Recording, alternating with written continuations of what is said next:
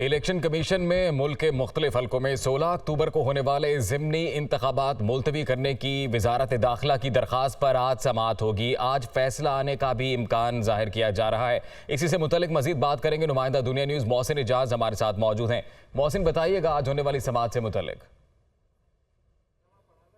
देखिए, आज 12 जो ज़िमनी इंतखाबात होने हैं 12 मुख्तलिफ हल्कों में, आज उस हवाले से इलेक्शन कमीशन ऑफ पाकिस्तान ने अपना हतमी फ़ैसला करना है, क्योंकि इस वक्त तक जो उम्मीदवार हैं, जो इन 12 हल्कों के वोटर्स हैं, वो तमाम ही इलेक्शन कमीशन ऑफ पाकिस्तान की तरफ देख रहे हैं कि आया ये इलेक्शंस होंगे या नहीं होंगे। इलेक्शन कमीशन ऑफ पाकिस्तान का एक अहम इजलास आज दिन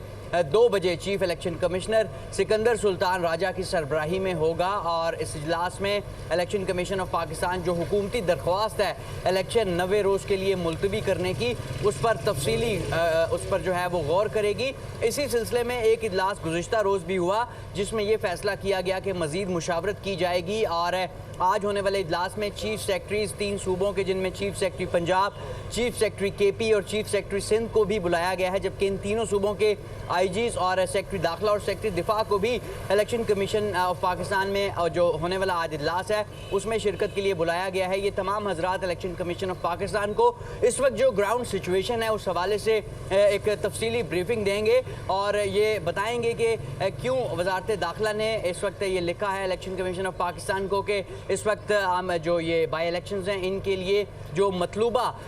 नफरी है वो मुहैया नहीं की जा सकती, क्योंकि वजारत दाखिला की जानिब से जो ख़त तहरीर किया गया था इलेक्शन कमीशन ऑफ पाकिस्तान को ये इलेक्शंस 90 रोज़ के लिए मुलतवी कराने के लिए, उसमें यह कहा गया था कि इस वक्त मुल्क में जो सैलाब के बाद रेस्क्यू और रिलीफ का जो ऑपरेशन चल रहा है उसमें जो बड़ी तादाद में ये लोग बिजी हैं और सिविल इंतज़ामिया के साथ पुलिस और दीगर कानून नाफिज करने वाले इदारे भी अपना भरपूर किरदार अदा कर रहे हैं और ऐसे में